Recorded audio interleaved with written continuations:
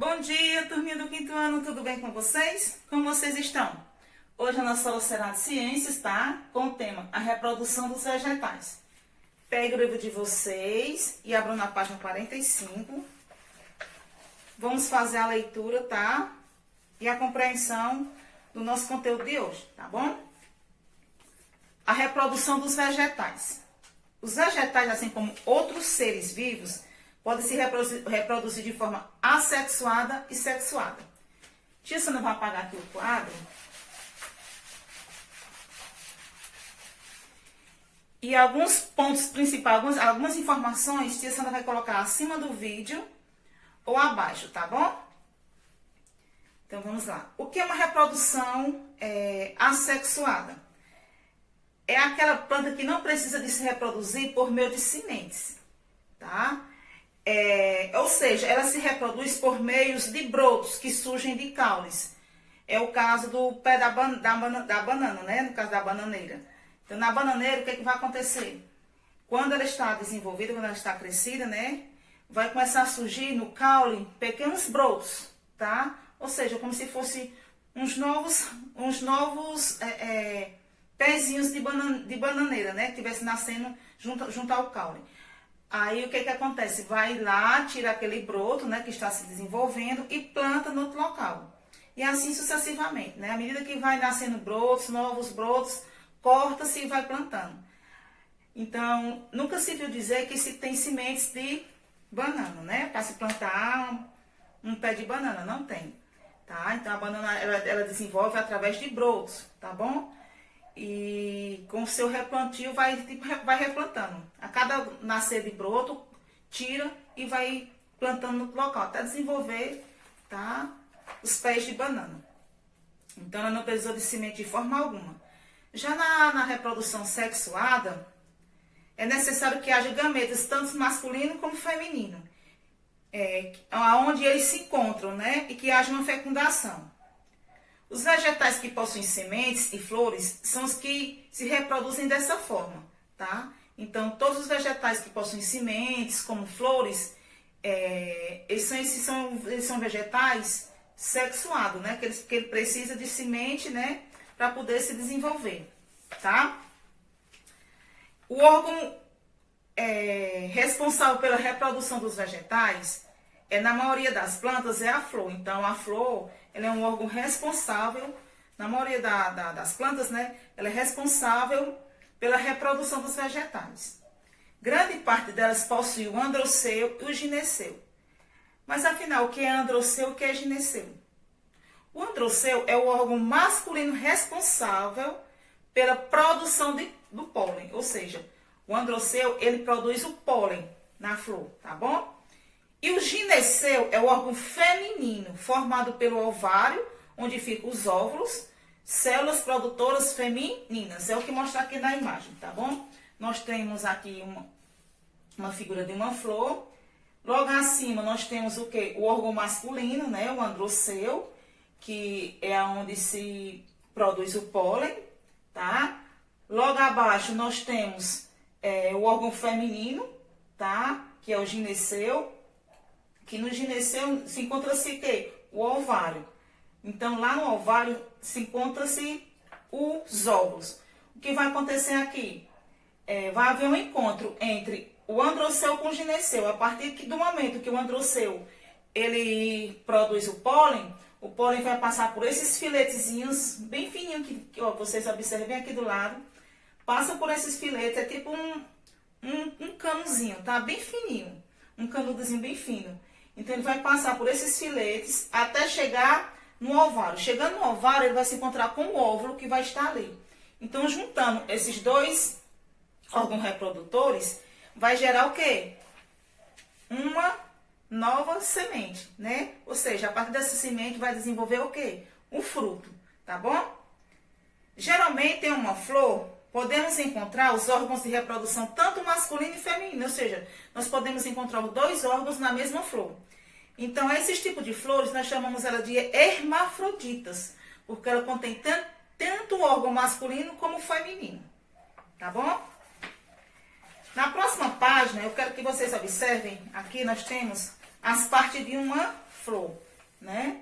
Então, vamos entender o que é que significa cada uma delas, né? Qual a função de cada uma delas. Nós temos aqui o gineceu, né? Como eu já mostrei na imagem anterior. O androceu, o ovário, as pétalas e a sépala, tá? Então, vamos entender o que significa cada uma dessas partes aqui, qual a sua função.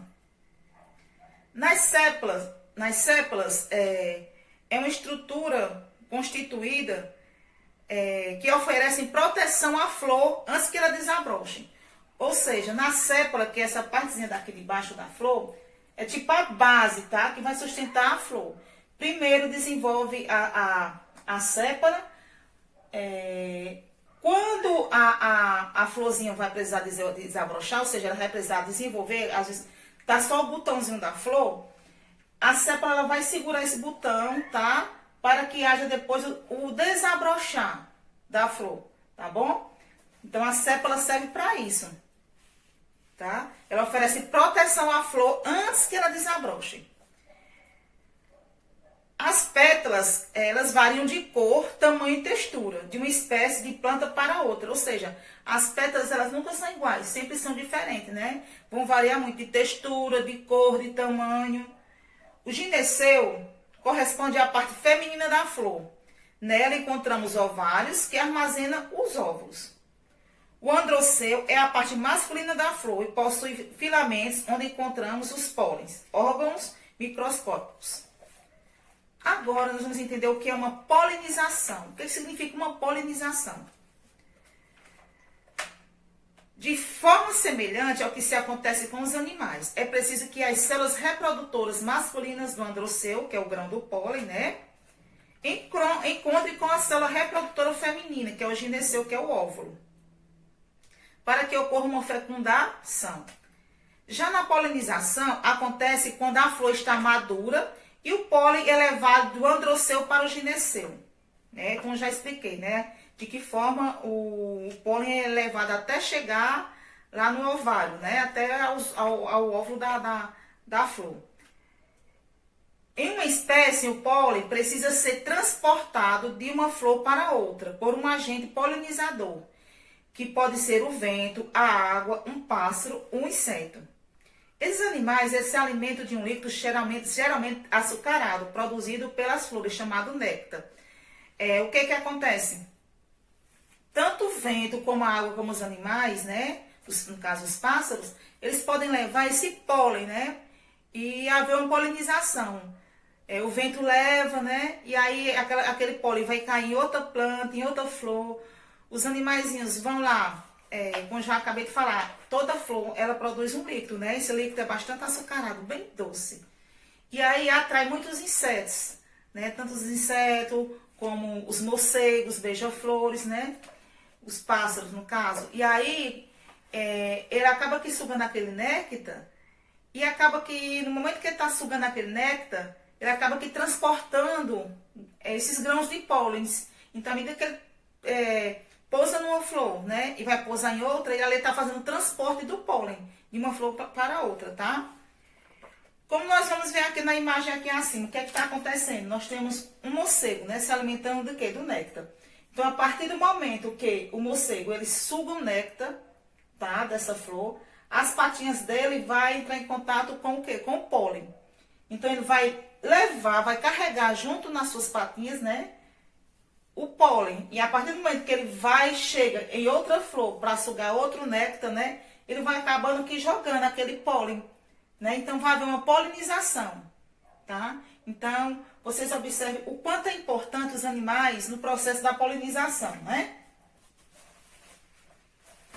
Lembrando também que as cores chamativas, né, e os odores fortes das flores atraem bastante os insetos, né, e os animais para realizar essa importante tarefa de colaborar com o transporte dos grãos dos pólens, né? Agora nós vamos ver o que acontece após a fecundação. Depois de todo esse processo de polinização, o que vai acontecer após a fecundação? O que vai desenvolver? Depois da fecundação, depois que a flor é fecundada, né? Então a flor vai passar por várias mudanças em sua estrutura. O que vai acontecer? As pétalas dela tá? E as sépalas e o androceu, eles vão murchar e vão cair, ficando apenas o gineceu. Os ovários que se desenvolvem como forma de fruto. E os óvulos fecundados vão se transformar em semente. É o caso que tem aqui, ó. Houve a polinização, vocês estão vendo aqui uma abelha, né? A partir desse momento que houve essa polinização, algumas partes da flor vai murchar e cair, como eu já falei, a sépala, as pétalas, o androceu vai murchar e cair, e vai dar origem ao quê? A semente que vai desenvolver o fruto. É o caso, não sei se vocês já viram, a flor do maracujá, linda a flor do maracujá. Então, quando ela começa a desenvolver, né, ela se abre, aí com o passar de uns dias, acaba aqui caindo as pétalas, a sépala, e aí o que fica? Acaba ficando somente o maracujazinho, né? Vocês observem isso com muitas pessoas que gostam de plantar maracujá, né, que já observam esse tipo de desenvolvimento, né, do fruto, né? Acaba que caem todas as pétalas, acaba que murchando para desenvolver o quê? Um novo fruto, tá bom? Após o entendimento da fecundação, tá? Do pólen, nós vamos entender o que é uma germinação, tá bom? Germinação é a transformação da semente que vai dar origem a novo vegetal da mesma espécie. Além de um bom solo de água, né, as sementes elas precisam de luz para germinar, isso mesmo. Se você pega uma semente e vai plantar, né, que vai dar origem a nova planta, se ela não tiver uma luz do sol e água, ela não vai se desenvolver, tá bom? No começo, o embrião se alimenta de uma reserva de nutrientes da própria semente. Só depois que começa a desenvolver a raiz e o caule, que ele é capaz de produzir seu próprio alimento.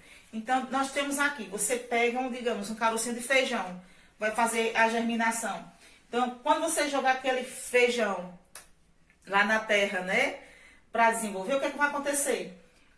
O broto, ele leva com ele ainda tem dentro dele, né, um pouco de nutrientes, tá bom? Então, ele acaba se nutrindo sozinho. Mas a partir daí que ele começar a desenvolver a raiz e o caule, como vocês estão vendo aqui, o processo do desenvolvimento da germinação, acaba que a raiz e o caule acaba que produzindo seu próprio alimento, tá? Ele vai retirar do solo o seu próprio alimento através da raiz e do caule. Aí sim, aí a planta vai desenvolver. Então, se não tiver um local fértil, né? Se não tiver água, um solo, a planta ela não irá se desenvolver, porque ela precisa de tudo isso para poder crescer, tá bom? As sementes possuem as seguintes estruturas. Vamos ver as estruturas que as sementes têm, né? Possuem. As sementes ela têm camadas protetoras e embrião em seu interior e uma reserva de nutrientes. Quando ela cai em um local que lhe oferece condições propícias de umidade, de temperatura e solo, acaba desenvolvendo e absorvendo a água e aumentando de tamanho, o que faz com que sua camada protetora seja rompida e o embrião comece a se desenvolver, tá? Agora nós vamos ver aqui uma curiosidade. O vento, em alguns casos, pode espalhar sementes leves para o ambiente e os animais que se alimentam de frutos, ao ingeri-los, eliminam as sementes junto com as fezes. Isso mesmo, o vento ele leva as sementes, né? E acaba essas sementes caindo em determinado lugar. E então, o que vai acontecer? Vai desenvolver novas plantas, né? Também os animais, eles quando acabam aqui comendo algumas frutinhas, ele engole as sementes. E aí, a partir do momento que eles estão em um determinado local, essas sementes, eles vão sair através das fezes, né? Eles fazem as suas necessidades lá onde eles vivem, né? Acaba que aonde ele chega, acaba que jogando através de suas fezes, acaba que saindo as sementes, tá? Junto com as fezes. E a partir daí, aonde a fezes cair, né? Como ele comeu bastante sementes, ali vai gerar uma nova planta, tá bom? Esse mecanismo chama-se de dispersão de sementes, que ajuda a plantar várias árvores. Ou seja, para você ver também, como eu acabei de dizer, né, o quanto é importante. Né? O vento leva, dispersa essas sementes. os pássaros se alimentam das sementes e acabam dispersando também essas sementes através das fezes, né? E acaba desenvolvendo o quê? Uma nova planta, tá bom? Na próxima página, 48, nós temos o quê? Nós temos a reprodução sem fecundação. Nós vimos a reprodução com fecundação. Agora nós vamos entender o que é reprodução sem fecundação. O que é uma reprodução sem fecundação? Uma reprodução sem fecundação, a planta ela possui formas de reprodução sem fecundação, ou seja, elas têm a capacidade de reproduzir sem a participação das flores ou sementes. Isso mesmo. Vamos observar alguns exemplos. Nós temos aqui os vegetais que desenvolvem a partir de folhas do seu caule. É o caso da roseira, né? Nós temos a roseira aqui, o que está acontecendo? Vai haver um porte, né, de um caule da roseira, e a partir daí desse porte de caule, coloca-se em um jarro, e a partir daqui vai desenvolver o quê? Uma nova planta. Não precisou de nenhuma fecundação, apenas de um porte, né, de um caule, tá bom? E plantar em outro local para desenvolver uma roseira. Se o ramo de uma roseira, né, for plantado em um local adequado, ela pode se desenvolver formando um novo vegetal. Então, ele tem que ser plantado no local adequado para se desenvolver um vegetal. Se você plantar num local que não seja adequado, ele não vai desenvolver, tá bom? Em alguns caules, quando separados da planta mãe, são capazes de enraizar-se no solo e dar origem a uma nova planta, como a batata, por exemplo. Nós temos aqui, ó. Às vezes,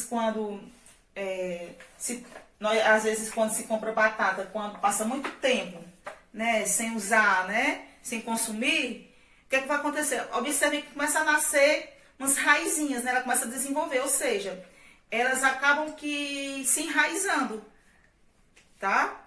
É por isso que às vezes surgem pequenos brotos, né, nas batatas que vão ficando envelhecidas. Há outras plantas como os musgos, samambaias e avencas que não têm flores, tá? Então esses tipos de planta que eles não têm flores, nem frutos e nem sementes. Eles se reproduzem através de estruturas chamadas esporos. Então observe, dentro da folhinha da samambaia, quando você abre, dentro dela tem umas estruturas, tem vários pontinhos, né? Como fossem tipo em sementinhas dentro, tá? Então, esses pontinhos aqui, eles são chamados de esporos. Então, é através dessas pequenas estruturas aqui, que elas acabam se desenvolvendo, tá bom?